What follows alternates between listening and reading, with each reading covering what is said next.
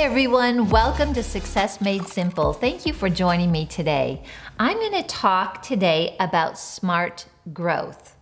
If you own a business, you're an entrepreneur, or maybe you just have some things that you're working on that you feel you want to increase in, there is growth, but there's something called smart growth. Not all growth is good.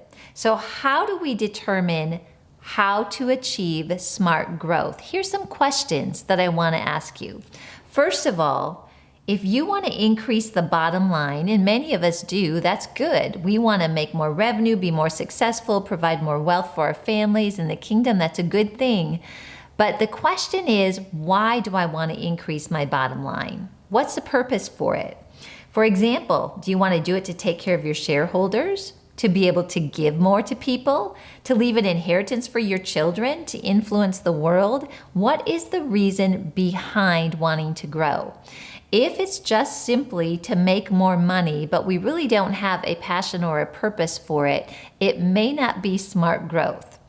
The next question is, do my growth goals line up with the vision and purpose that God has given me? That's very important. What I've learned is if I want to grow in an area, maybe I want to increase the bottom line in an area, but it's not in line with the vision and purpose that I've been designed for, I run out of energy and it kind of falls flat, right? There is something behind purpose and passion that keeps us going, and we can know that that's a clue for smart growth.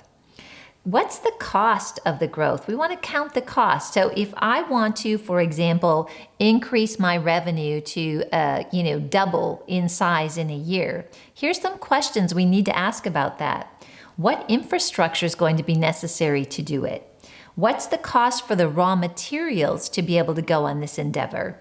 What's the cost for additional employees? What new technology do I need? And do I have people or the money to be able to purchase that? There's many more things to ask, but counting the cost of growth is very important to do on the front end. And then another question is, where do I start? Maybe there are things you can do now and other things that you can do later to build up for it. I like to say it like this: what do you have in your hand? If you feel like you are led to increase your business, which most all of us are, right? That's a good thing. But to do so in the way that we're maybe initially looking at would set us back money or time, or our revenue just doesn't support the items that we need to put in place, so we might have a deficit for a period of time. Do we have the cash reserves to carry that? Or if we don't, what are we doing right now that we can just simply build on to start to build that revenue? One of the terms we use for that is bootstrapping. And what that means is that as we get revenue in, we take that money, reinvest, and we fund our own business or growth. So here's a quote for you. This is a credit to the Harvard Business Review article that comes from Paul Linewood and I want to say this correctly, Cesare Minardi, okay? And it is, not all growth is good growth.